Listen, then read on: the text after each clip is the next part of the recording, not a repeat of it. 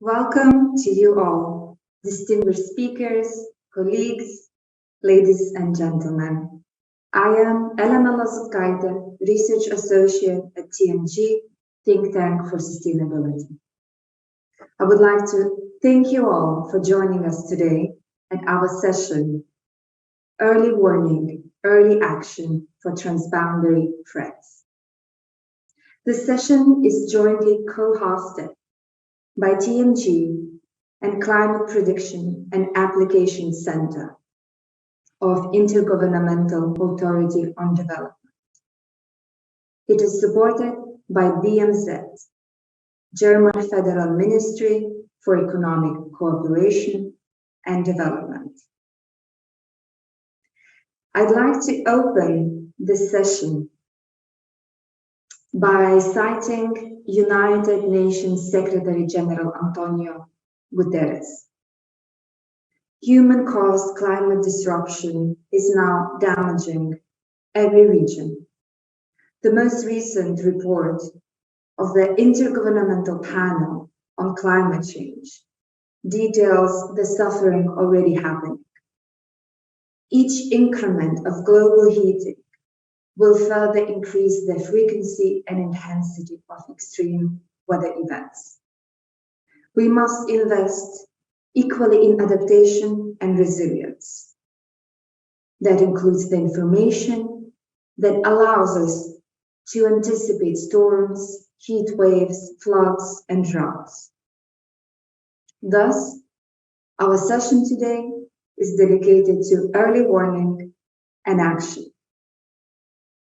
We will start it with an introductory remark from our founder and managing director of TMG, Alexander Müller.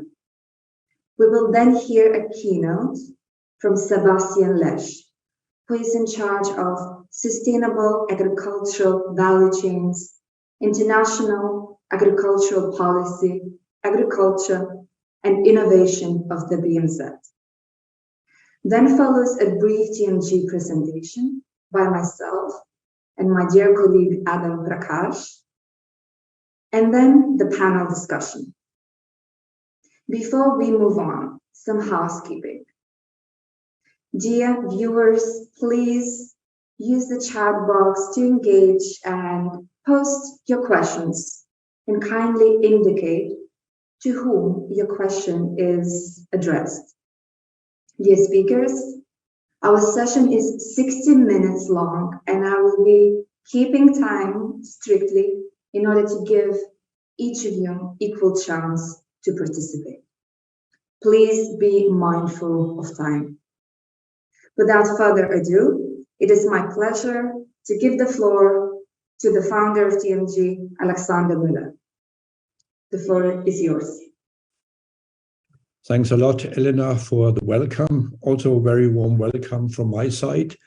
This session takes place, of course, in conjunction with the COP of UNFCCC. And we would like to talk about an issue which is not so very much on top of the agenda as it should be: climate change, pests and diseases. Climate change is, as we all know, both a source and a multiplier of already existing risks. But it is also creating new risks and new challenges.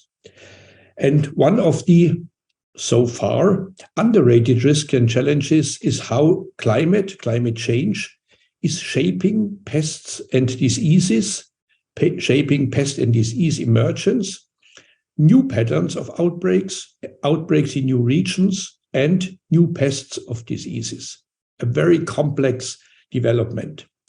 We are convinced, in order to tackle this new pests and diseases, these new spreads, that it needs a new global public good. We are convinced that it needs early warning. And of course, early warning is worth nothing without being prepared. So we need preparedness, anticipatory and early action at the different levels, at regional, national level, to tackle the greater multitude of transboundary threats and their increased frequency intensity. We are looking at it in the framework of food security. But in order to look at food security, you have to cover a broad range of, for example, extreme weather events and other hazards. So our session today will present a variety of perspectives, and therefore I'm happy that my friends and colleagues have joined us. We would like to present perspectives from development cooperation, from intergovernmental organizations, from multilateral organizations, from scientists, and we want to identify the most pressing risks and their mitigation. What we also want to do is we would like to look into the role of new technologies. Is there an opportunity that artificial intelligence, that machine learning can help us in better processing the terabytes of data we get every day? And can these new technologies enable us to make better use of this huge amount of data in order to work on preparedness and early action? And therefore, we look at how satellite data for better prediction can be used and what does it need in order to do it. One of the key aspects we would like to include in our discussion is the importance of governance. I have already spoken about early warning as a global public good. Who is deciding what are we going to do? Who is financing it? Who benefits? How can we ensure that those who are mostly affected by climate change and the new pests and diseases really benefit from it? And this requires governance to steer and to guide the development of a novel early warning system, as well as the preparedness of actions and the implementation of effective action. And therefore, we would like to discuss jointly with you what kind of public good is needed, how do we have to organize it, and how can we ensure that new pests and diseases, early warning and preparedness receives the attention it really needs. With this, as a brief introductory remark, I'm happy to invite Sebastian Lesch from BMZ. He has a long-standing experience in dealing with development issues. He has a long-standing experience with dealing with climate change. And he was one, let me say it very frank, of the key people being behind the German G7 presidency. And therefore, Sebastian, I'm happy that you are here. The floor is yours. Thank you very much for the invitation. I'm very happy to be here. It's a pleasure to be with you today and speak about this very important topic.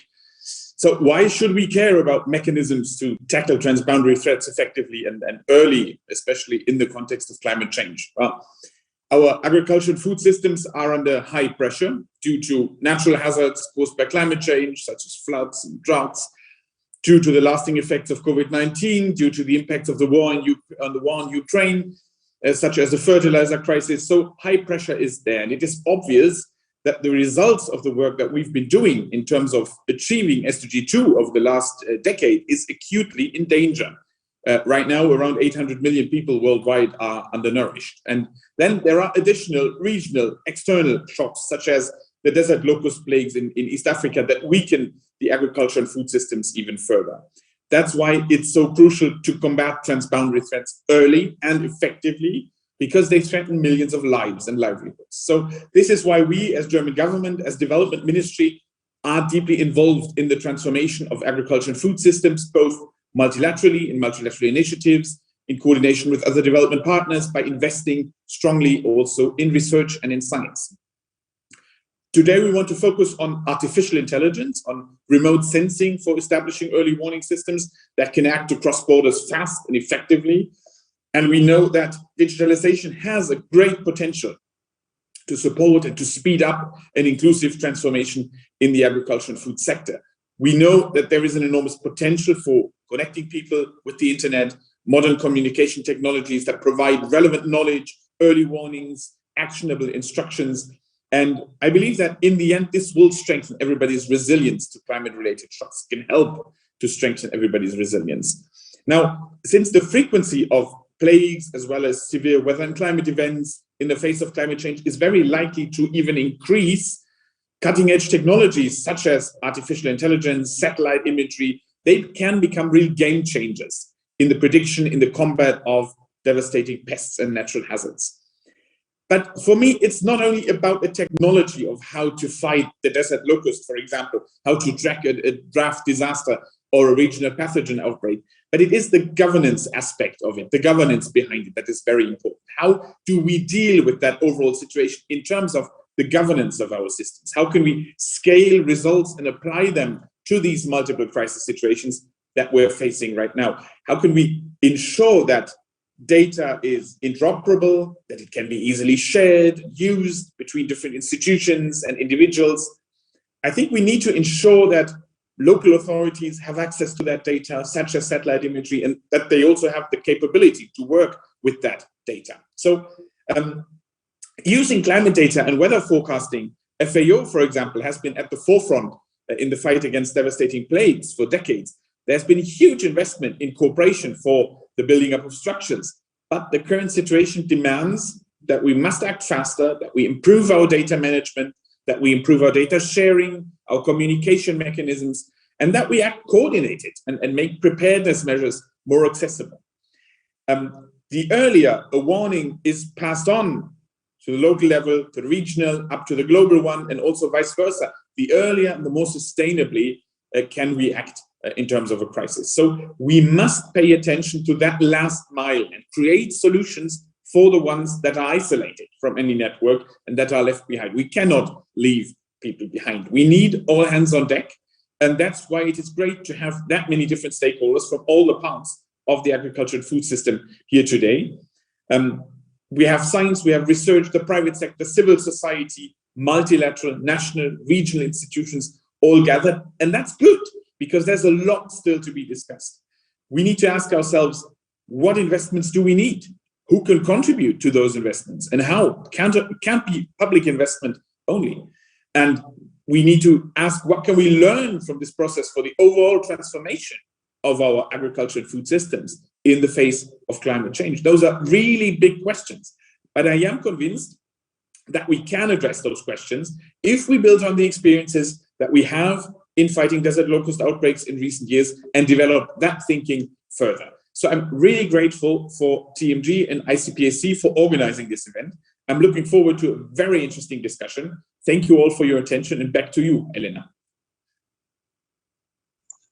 Thank you so much, Sebastian. It is our honor to have your contribution. And now allow me to share my screen, and we will dive into the topic of data-driven early warning and action systems. Just a second, I will make it full screen. Yes, Adam, could you confirm that you see the screen? Yes, I see the screen. Okay, so I will start with our motivation and provide an example of climate sensitive. And then my colleague Adam will continue with the role of advanced technologies in crisis and the rise of cost of living. Importantly, the 2019 Global Commission on Adaptation flagship report, Adapt Now, found that early warning systems provide more than 10-fold return in investment. Advanced technology such as artificial intelligence and satellite-based applications provide enormous opportunities to monitor, to forecast, and to manage both natural and man-made disasters. And on this note, I must mention that TMG is already in partnership with Intergovernmental Authority on Development, IGAD, for early warning systems and governance. Now, allow me to provide an example of climate-sensitive transboundary threat. The recent desert locust upsurge hit the Horn of Africa in 2019 and was declared over beginning of this year. Such a disaster is difficult to anticipate, and it is even more difficult to manage. Desert locust outbreaks are very much linked to climatic conditions and driven by climate change. The Indian Ocean dipole was in positive phase in 2018 and in 2019. Sorry, are my slides still on? Elena, I don't think the slide you're talking about was present. We need to go to the next slide. Okay. Yes, let me do it again.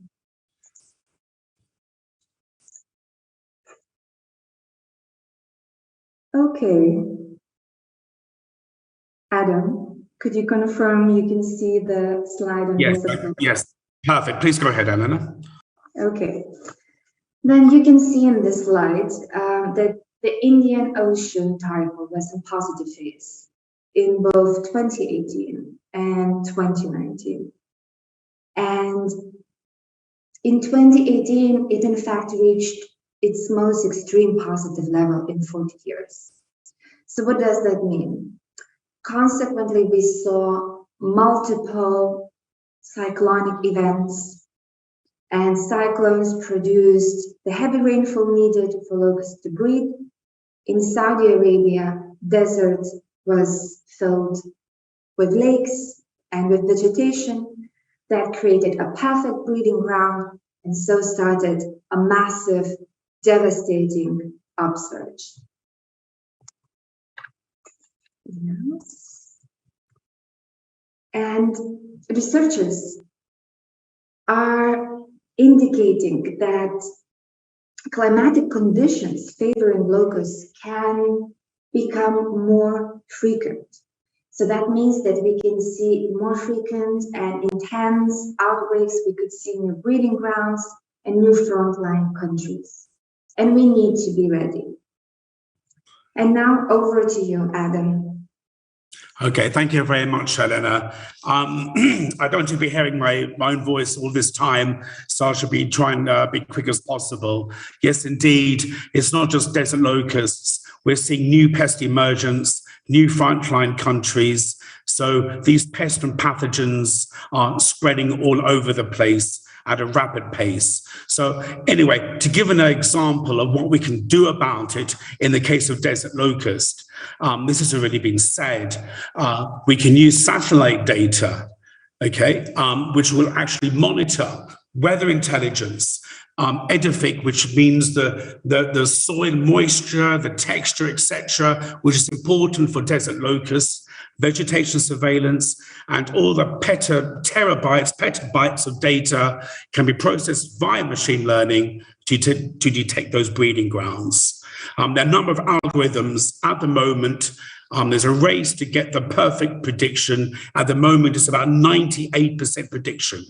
Once we have predicted a breeding ground, we can then use drones, which have sensors which can penetrate the earth to go and see desert locust egg pods to verify. Once verified, we have at hand advanced robotics to go and actually eradicate such breeding grounds. Now, the big ticket item here is that in past campaigns, we have unleashed chemical warfare on the environment. And if we can negate that by giving a good prediction, such toxic pesticides we've made redundant. And to generalize again, these are classic concepts in machine learning, image recognition, object classification for other pests and plant diseases, such as the fall army worm, lantern flies, spreading to America, etc. Okay, please to the next slide, whoever has a screen. Right, okay, so we're talking about more of a holistic early warning system here. And it's already been said by Sebastian and Alexander that under the current rate of climate change, that is 1.2 degree warming, okay, we are witnessing just terrible extreme weather events. Now, 1.2 is we're hopeful to be contained to that, but I don't think we are. I think we're going to go well beyond that, 2 degrees and above. So again, for these extreme climatic events, again, weather intelligence is important. We need to know the interfaces, understand the interfaces via machine learning between land, the atmosphere, the hydrological cycle, the ocean circulation, and again, using big data to come up with predictions. So there we can detect Indian Ocean dipole anomalies, which several proponents have said that they actually can cause La Nina, El Nino. So these are important things we need to do. Recently, we know about the southwesterly monsoon. We saw that 1/3 of Pakistan was submerged underwater. And just to give you an actual example, there are algorithms out there now which can predict drought from 1 to 12 months ahead. Next slide, please.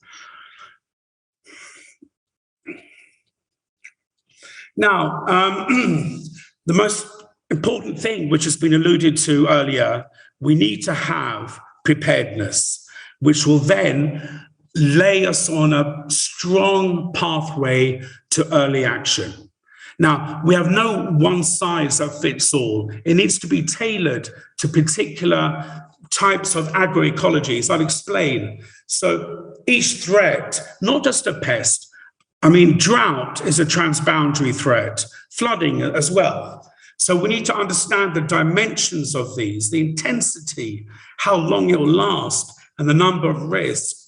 And recently, BMZ, which is the German Federal Ministry of Development, they've come up with a very innovative web platform, a web app. There is the link to actually identify those who are at risk at a very sort of micro, meso level. We need to also understand what are the capacities, the knowledge gaps of those at risk, and also the extensionists who will be there to go and leverage these technologies to the farmers. Agroecology is so important because if we have deforestation or lack of forest, yes, I'm speeding up. I've got one more slide left. And so we need to understand the agroecology because impacts could be there, could be the greatest. We also need to understand whether we need to have emergency relief. But the most important thing, this has to be done in tandem with long-term transformation pathways to build greater resilience in food security and rural livelihoods. Now, this still needs to be done. It's a proposed work stream. So anyway. Finally, as Alexander said, governance, this is the key. Early warning systems are redundant if there is no early action, and we can't have action without effective governance. So with bearing this in mind, countries or regions need to have like a rapid response forum, which will encompass collaboration, information sharing, coordination. And if we had such a thing for the recent desert locust, we may be in a better shape with that. At the moment, TMG, we're in partnership with IGAD for responsive and adaptive governance models. And why? Because of the governmental setup of IGAD, we have a solid foundation for building governance, for preparedness and action. Thank you very much indeed, and I'll hand it back to Eleanor. Thank you so much, Adam. Okay, let us now start the panel discussion. Our distinguished panelists are Ahmed Amdehun, a regional program coordinator at ICPAC, based in Nairobi, in Kenya. Then we have Alexander Lachininsky, an entomologist for locust management at Locust and Transboundary Plant Pests and Diseases team. at the Food and Agriculture Organization of the United Nations. And we have our own Alexander Müller. So I will start with you, Ahmed. My question for you. The risk profile of IGAD region is increasing, despite the progress and the great work you are doing at ICPAC. Could you explain briefly the situation on the ground and tell us what are the greatest threats in IGAD member states? Thank you very much, Elena, and I really appreciate and happy to be part of the panel. If you look at the Horn of Africa, the Horn and Eastern Africa region, I would say it's an epitome of crisis, both from natural hazard-induced disasters as well as conflicts and insecurity. Basically, over the last few years, there are multiple disasters that have affected the region, starting with the COVID, floods, very prolonged and severe droughts. If you look at the desert locust invasion, one after the other, sometimes, creating a compounding risk where there is low coping capacities. If you look at the drought, for instance, we are talking about a very dire and extremely dire situation in the Horn of Africa, where 4 consecutive rainfall seasons have failed, which is actually unseen for at least 4 decades. Over the last 40 years, such prolonged droughts have never been experienced. Due to this prolonged droughts, we are talking of about nearly 10 million livestock deaths. You can imagine, maybe quite significant number of wild animals also perished. Over 1 million people also have been displaced due to this droughts from their villages and place of origin. The flooding in South Sudan, for example, remain a crisis, creating havoc and humanitarian emergencies since 2019. So a multi-year flooding in South Sudan, displacing again almost nearly over 500,000 people, which many of them are still in temporary shelters. Particularly now, the region is facing such a compounding risk that contributed to food insecurity. Particularly, the current figure is nearly 50 million people are acutely food insecure. They don't know where their next meal is. So this is exactly the crisis that we are talking. This is a climate change and other risk multipliers and risk drivers we are talking. To your question, particularly the greatest threat at the moment is the fear of famine, which is almost to be declared in Somalia. Famine due to compounding risks of multiple maybe hazards, but primarily due to the drought. We are very much concerned about the further deterioration of the humanitarian situation in the IGAD region, but also in the long term, I think we need to address the climate crisis agenda. I think that's at the center of it.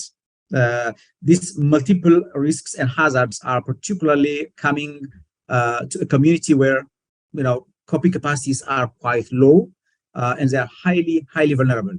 Together with their nature of their livelihoods, is highly vulnerable to climate change.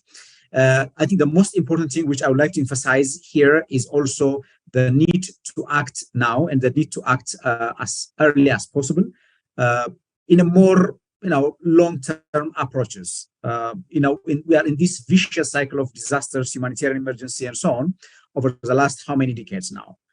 The way out is, I think, a collective action towards addressing this important and very critically jeopardizing the security and the existence of states in the region.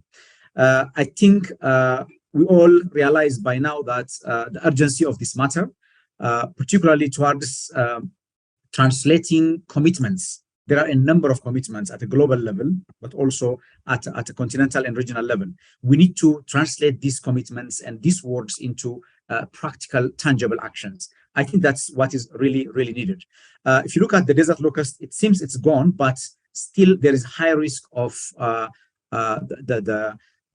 this invasion coming back to the region. So I would like to repeat the words of Alexander and also other speakers, that the preparedness acting in anticipation should be the norm. That's exactly what IGAD is calling for. We have been, particularly the program I'm leading, have been calling for a front-loading approaches than managing crisis. Elena, where you said tenfolds in return of investment. That is where we need to emphasize. The critical gap in this regard is not only inaction with respect to the governance side, but also delayed action. That is, I think, where we need to emphasize and where we need to address, particularly supporting national governments to build their capacities to act in advance and to act based on early warnings. Thank you. Thank you so much, Ahmed. Thank you so much. Indeed, fantastic key messages, and you really called attention to multiple disasters that are intensifying due to climate change. And you also highlighted locusts. So here I would like to turn to Alexander Lachininski.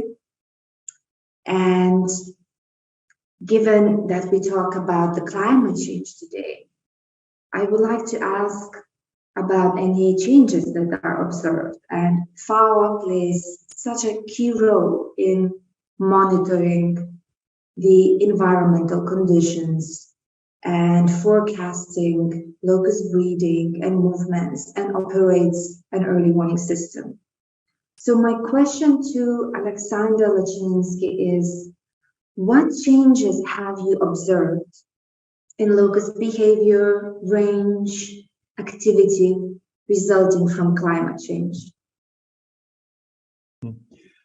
Thank you very much, Elena, and thank you, TMG, for inviting me for this very distinguished panel. Indeed, in the recent years, we notice more and more differences in different aspects of locust biology.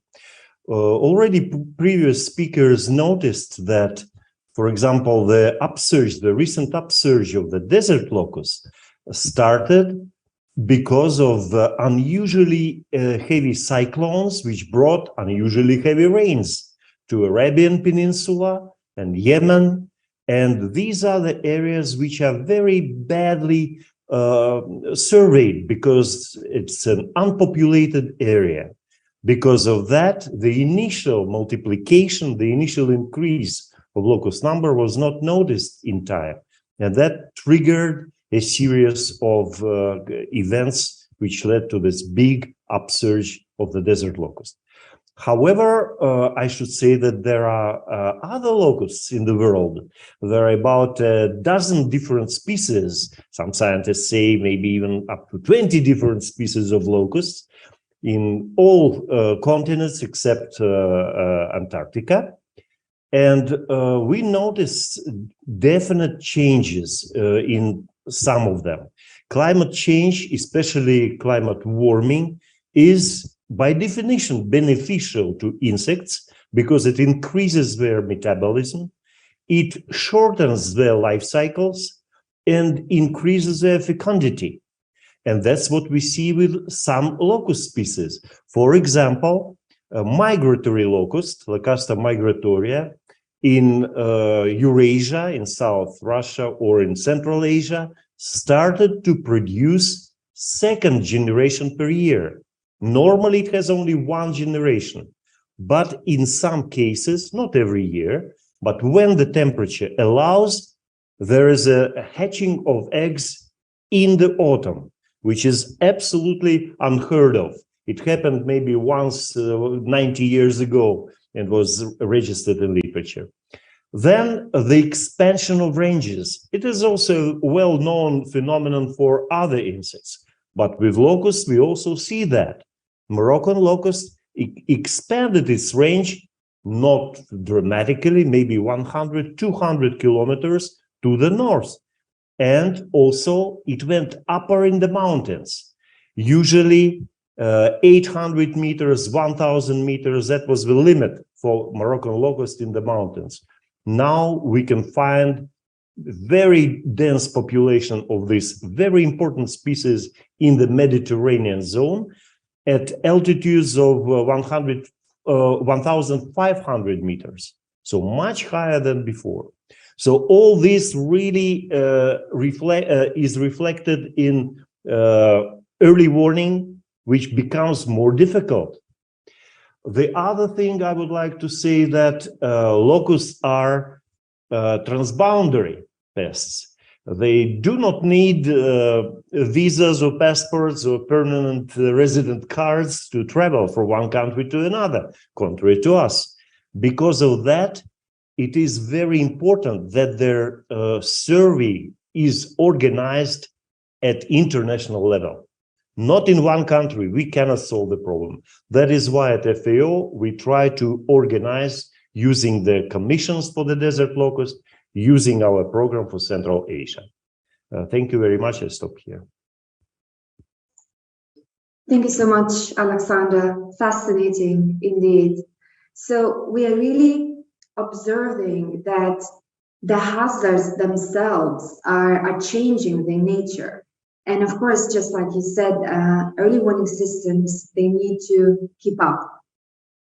And now we touched upon early warning system for desert locusts, but of course there are many very, very crucial early warning systems for zoonotic diseases, infectious diseases, floods, droughts. And now my question is for Alexander Müller.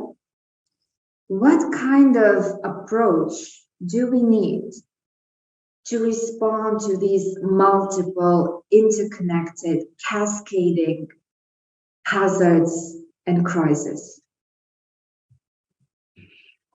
Thanks a lot, Elena. I would like to build on the analysis and the reports provided by Ahmed and Alexandre.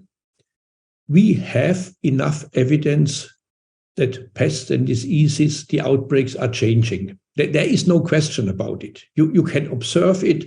You can talk to indigenous people. Everybody is going to tell you things are changing and they're going to change.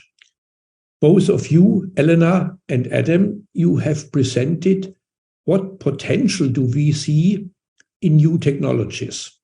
And now here is the big challenge. How to translate a potential into real action. The world has the potential to feed 8 billion people. There is enough food, but 800 million people are hungry. So the potential alone is not enough. And therefore, we need to ensure that the potential of modern technologies can be translated into action. What is needed? I would like to mention some of the elements. First of all, we are living in a time where we get every day terabyte of satellite data. That's nice. But for the work to fight against migratory pests and diseases, it's useless unless we translate these data into meaningful information. And therefore, the first question is, how can we make best use of the available data? Alexandre mentioned it, so that we know more and that data are translated into information. Second question is, how do we ensure that those who need it urgently have access to this information? We from TMG are convinced we have to establish a new type of global public good. It does not make sense if the next investment case of Elon Musk is in early warning systems and he creates a new business model and poor people don't have access to it, and those people who have to fight against pests and diseases don't have access to it. And therefore, it needs a global public goods system where the available information is translated into available data, is translated into information, and is tailored towards the need of those people who have to fight against it. And now here's the key question. Who is going to pay for it? I know that you, Alexandre, you can tell very long stories about the commitment of donors when a desert locust outbreak happens. A little bit late, but then they provide money. 1 or 2 years after the outbreak, the willingness to finance your system is a little bit less, and after 3 to 4 years, it's more or less not existing, because there are other tasks to be done. And therefore, we have to talk about the sustainability of such a system.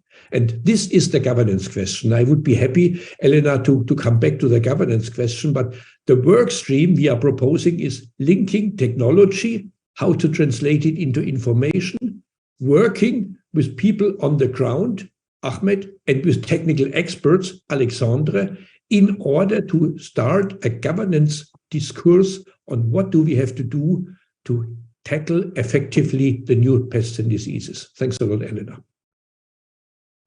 Thank you so much, Alexander. You posed such a profound questions, and I'm just sorry that today our time is limited. So I want to remind all the speakers from now on to really respond briefly, 2 minutes for a question. And I still want to use this opportunity to pick up some questions from the audience. But Alexander, you talked about global public good, about data, about technologies and governance. So that is also my feeling that technologies alone are not cure-all. Indeed, we need good governance. So here my question is to Ahmed, 2 minutes, please. Because you at ICPAC, you provide this timely information, climate information to governments to help governments and communities to prepare, right? But what are the current challenges for effective governance for early warning system in IGAD member states? And what partnerships are needed? Thank you very much, Elena, again. I think the key challenge with respect to governance is issues of capacity, what Sebastian mentioned as capability. If you look at ICPAC, one of the best actually climate centers in East Africa, designated by WMO also to be the regional climate center, we provide early warnings and issue warning after warning about the drought. The key challenge is taking action. It's not because countries don't want to take action, but there is limited capacity. I think that is, the critical challenge. IGAD has been supporting, for example, developing strategies, providing trainings and so on. But it's really, the gap really requires a global solidarity, not just a regional, approaches. As we said, I think transboundary risks are also another challenge that requires collaborative actions. So when we talk of governance, collaboration and coordination is quite important, especially in the face of transboundary risks like desert locusts or floods that we see in South Sudan, which is caused by upstream, rains in Ethiopian highlands and Uganda and so on. So I think that's the most important part. In terms of partnership, I think as IGAD, we promote, also dearly value our collaborations with TMG. We need to advance multilateralism, particularly where institutions, put forward what they are good at. As a regional intergovernmental body, for example, we have a provision of convening power, bringing countries together to address, transboundary risks. But for that, we really require honest partners, whether that be a technical or research institutions or a think tank or a donor partner and so on. That is, I think, what is really, really needed in the face of the climate emergency. I think we are living it already. I mean, climate change is not something that comes tomorrow.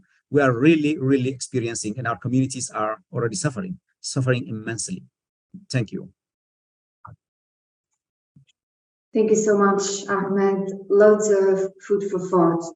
And you mentioned technical partnerships, and Alexander before mentioned technological advancement. And I would like us to go back to our prime example today, which is desert locusts. So now again, I would like to turn to Alexander Lachiminski and to ask, from the perspective of FAO, what type of technological or perhaps social innovations are much needed, perhaps underexplored in locust early warning system, as well as partnerships. Thank you. Thank you, Elena. Well, imagine desert locust during the invasion period. It can cover the area of more than 30 million of square kilometers. What does it mean? It is more than 20% of the Earth's dry land. And in order to produce a meaningful and accurate early warning, we need to collect data from the field on a daily basis from all these huge territory, which is more than 60 countries. So definitely one of the biggest technological advances in this respect is the geospatial technology. Yes, we are using a lot of different satellite products, and Adam and other speakers already mentioned them. But FAO, I would say specifically, invests in developing the system of data collection from the field, which still remains the core of accurate survey, of accurate management solution in the future.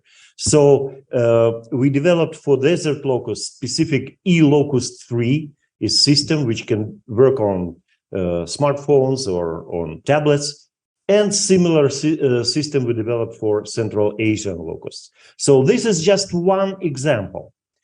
However, I know that time is limited, and I would like to finish with a different perspective. We talk a lot about technology. Yes, we learn a lot with machine learning and so on and so on. However, recently, locusts are in the areas of war conflicts, of areas where it all comes to governance, areas where we cannot even survey, not to mention do any management action. So some specialists consider that it is the governance, ourselves, which are the main obstacle in locust management. I agree with that, but I would like to be still more humble and say that we still don't know a lot about locust biology, behavior, which really triggers all these unexpected twists to which we have to reply. Thank you. Thank you so much, Alexander. And we got a question from the audience for you, so I will use this opportunity to continue. It's a long and difficult question, so I will read it out. Over the past 35 years, during desert locust upsurges and plagues, highly toxic organophosphate insecticides have been the main strategy to control swarms and hopper bands. During 2019-2021 desert locust upsurge, only in Somalia, a highly successful large-scale use of fungal bioinsecticide was made. So, making the organophosphate insecticides redundant is therefore no longer a theoretical issue, but only dependent on political will to use the alternatives. And the question is, so how can this be achieved? The role of donors, a long and difficult question and short time to answer. Yeah, well, the ways how we manage locust outbreaks. So in this case, we have the early warning is just one preliminary part, but then we have to respond to a locust outbreak or plague or upsurge. And indeed, chemical pesticides remain up to date our first line of defense. And I should say openly, unfortunately, we do not have an ideal pesticide that would kill locusts and would not harm non-targets or human health or environment or water, soil, and so on. So from the FAO perspective, number one priority in our tools to control locusts is without any doubt biological control. It's a fungus, Metarhizium, which, as the question says, was successfully applied at large scale in Somalia. The problem is that we need to do a lot of education, both on a donor side and on the recipient side. Lots of education to introduce and really promote biopesticides, which are slow, which have their difficulties in application, which are more expensive.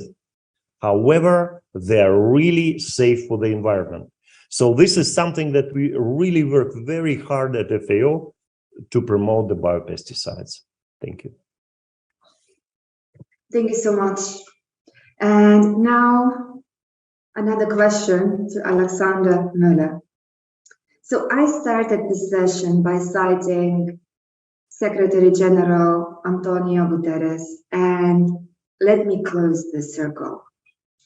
Guterres said that early warning saved lives, and he called for much needed action to ensure that every person on Earth is protected by early warning systems within 5 years. It is a challenging goal. So my question to you, Alexander, what kind of joint actions, Global South and Global North, could help to achieve this challenging goal? That's a nice question, Elena. Thanks a lot for it. If I would know the concrete answer in 2 minutes, I would send Antonio Guterres an email and would propose it to him. I believe in setting up a process. I have worked for FAO over 8 years, and what I've learned there is without a process, there is no progress.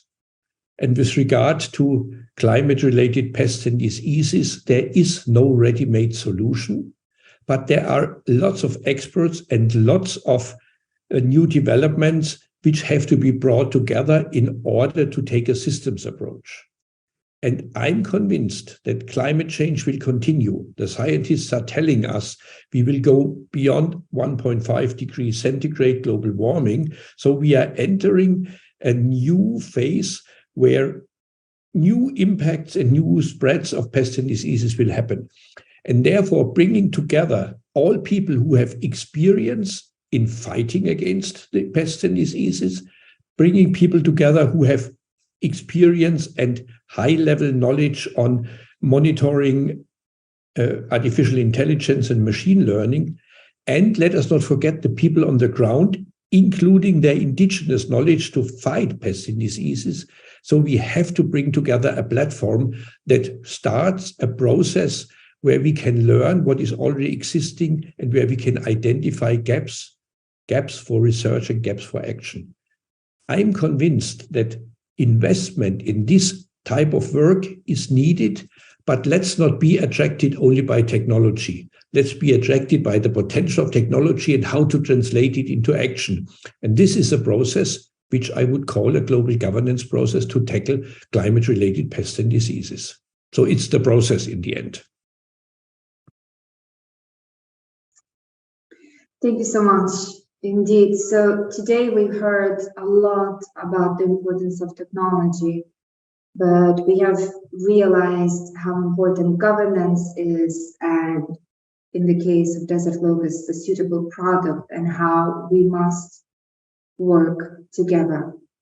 And our session is already coming to an end. I will read out the comment from the audience, which says, translate data into meaningful information. I think it's a beautiful way to start wrapping the session up. Ensure access to information, build the necessary multilateral governance structures, and provide funding for managing this global public good. We have 6 minutes left, and I would like to give the floor now to Alexander Müller to wrap it up. Thanks a lot, Elena. I would like to wrap it up with 3 brief bullets. First, there is no doubt that there are new challenges and new threats on the horizon, and they are climate related. And so far, these threats and challenges have not been taken into account, according to my opinion, in the climate change discussion in a way that we can really tackle the problem. Second, with this awareness raising we have started today, we have also started working on a solution.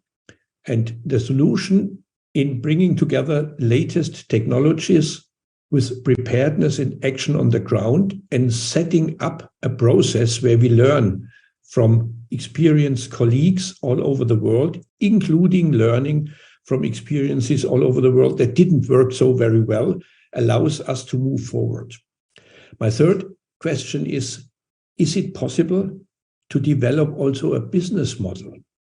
Alexandre mentioned that we currently only have highly toxic pesticides. If you talk to chemical companies, they are going to tell you, we are not interested in developing new pesticides to fight against desert locust because there is no business model.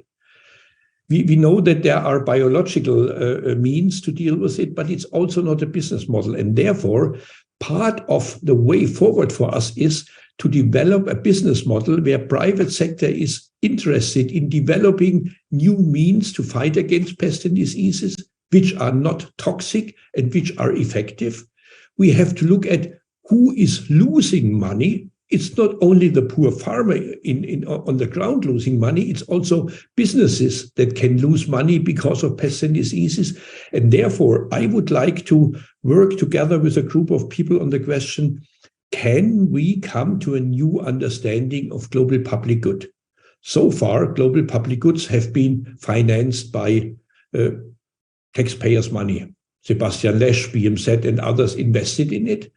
But we can make a strong case that a global public good serves also private business interests. But it should not serve private business interests only. It should be embedded in a broader campaign to tackle new threats, new pests and diseases, where in the end, a contribution of a private sector to a global public good serves both the interest of the private sector and also the interest of the global public good.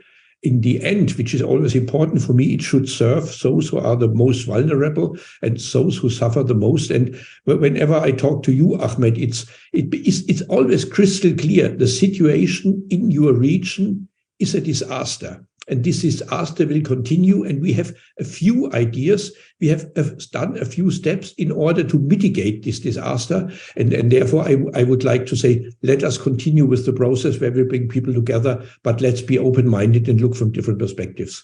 Back to you, Elena. Thank you so much. I would like to give a chance for our speakers, Ahmed and Alexander Lachininski, to give concluding remarks. Alexander Lachininski, over to you. 1 minute. Thank you very much, Elena. Well, I would like just to say, being a field biologist who worked mostly in the field, not in front of the computer, not only in front of the computer, I would like to say locusts are actually, mathematically speaking, complex systems. And there are a lot of different kind of characteristics of complex system, large number of elements, nonlinear relationships, dynamic, evolutionary, uncertainty, and unordered. So in order to propose a meaningful early warning and solution to manage such very complicated, complex system, we really need to invest not only in technology, which is really a key, but also in the studies of biology. A lot of students now forget how the pest looks like. They only see the genetics, the sequence of the nucleotides. That's it. But they don't recognize the pest. So I think we need to recognize that and start investing more in basic science on locusts in particular. Thank you. Thank you so much, Alexander. I hear you. Now, 1 minute, Ahmed, your concluding remarks, please. Thank you very much. I would like to conclude by saying that the challenges we are facing are complex, but they are also manageable as far as we really put the right minds together. That's exactly what we are talking about: joint programming, multilateralism, bringing our best to the table. I think we can progress, and we can break the vicious cycle of the crisis in the region, I would say. So thank you very much. I think, yes, that public good is also quite important. And I believe that we are on the way towards developing that one. Thank you. Thank you so much, Ahmed. And I would like to invite Sebastian Lesch to give his final thoughts.